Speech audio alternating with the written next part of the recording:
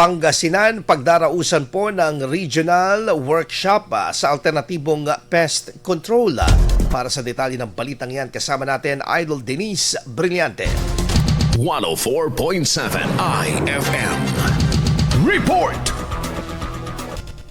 Regional activity ng Farm Philippines sa darating na August 18 hanggang 19, 2026. Ito ay matapos i-anunsyo na isasagawang Regional Knowledge Transfer Workshop and Stakeholder Engagement sa pagkikipagtulungan ng Farm Philippines at ng Local Government Unit of San Fabian sa Lalawigan. Batay sa ulat, tinatayang 17 na local experts ang sasama sa training at tungkol sa neem-based biopesticide. Kabilang dito ang aktual na demonstration sa pag-aani, paggawa at tamang paggamit nito sa bukid. Tuturuan din ng mga magsasaka tungkol sa integrated pest management, ang mga available na financing opportunity at paggawa at wastong paggamit ng low-cost neem-based biopesticides sa pamamagitan ng San Fabian Organic Farmers and Fisherfolk Association Incorporated. Bahagi ang aktibidad ng Financing Agrochemical Reduction and Management Initiative na isinasagawa sa 7 bansa ng Global Environment Facility. Sa Pilipinas, sa pangungunahan ng DOST, PCAARRD at United Nations Industrial Development Organization ang proyekto kasama ang iba pang partners. Naasaang magsisilbing venue ang Pangasinan para sa pagpapalitan ng kaalaman at praktikal na pagsasanay sa paggamit ng mga alternatibong